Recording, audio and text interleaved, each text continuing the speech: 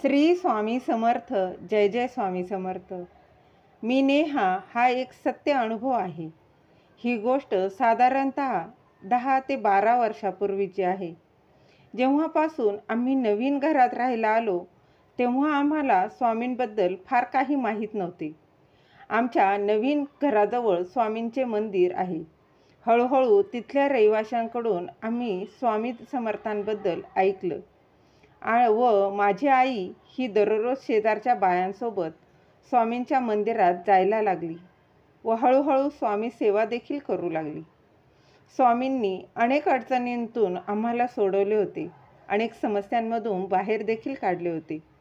त्यामुळे स्वामी समर्थांवरचा विश्वास अजून वाढतच गेला, इतका की माझी आई रोज संध्याकाळी स्वामींच्या मंदिरात गेल्याशिवाय जेवत देखील नसे.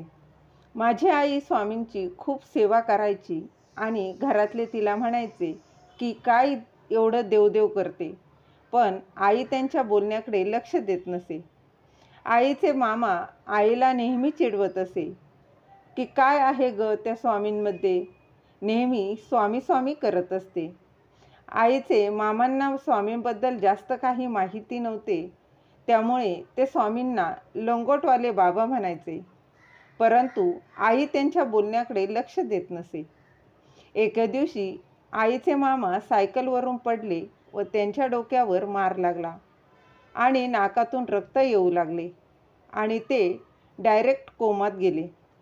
घरावर दुःखाचा डोंगर कोसळला. अनेक उपाय केले, परंतु त्यांच्या प्रकृतीमध्ये काही सुधारणा होत नव्हती. डॉक्टर म्हणायचे आता सर्व देवाच्या हातात.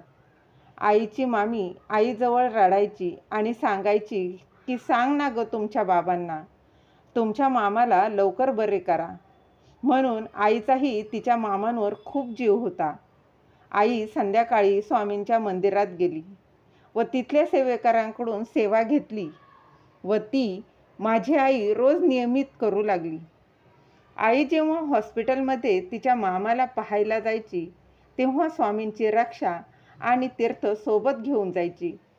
डॉक्टर तिला भेटू देत नसे आणि असं काही लावू देत नसे, पण गुपचूप आई ते सर्व करत होती.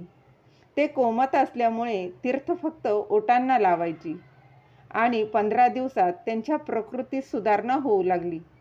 आणि मित्रांनो, सांगताना अंगाला काटा येतोय, जेव्हा ते कोमातून बाहेर आले तेव्हा सर्व नातेवाईक त्यांना भेटायला गेले असताना त्यांनी सर्वात प्रथम माझ्या आईकडे बोट दाखवले आणि डॉक्टरांसमोर म्हणाले की वैशू, मला घ्यायला 4 लोक आले होते.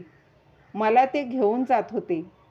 सोबत मी रडत होतो, पडत होतो, बोलत देखील होतो की मला नाही यायचं, पण ते माझे काही ऐकत नव्हते. तेव्हा अचानक तिकडून तुझे लंगोटवाले बाबा म्हणजे स्वामी महाराज आले. त्यांच्या हातात काठी होती. ती ठोकली आणि जोरात म्हणाले, ठेवा रे याला खाली. याची अजून वेळ नाही झाली आणि काठी ठोकली आणि ते 4 माणसं पळून गेली. त्यांनीच मला कोमातून बाहेर आणलं आहे. हे शब्द ऐकून सर्वांना रडू आले. डॉक्टरसुद्धा शॉक होऊन पाहतच होते. यावेळेस आईलाच नाही तर संपूर्ण परिवाराला स्वामींनी त्यांचे अस्तित्व दाखवून दिले. यानंतर त्यांची मुलेसुद्धा स्वामींची मनोभावे पूजा करू लागली, सेवा करू लागली व त्यांना देखील स्वामींचे खूप असे अनुभव येऊ लागले. श्री स्वामी समर्थ. जय जय स्वामी समर्थ.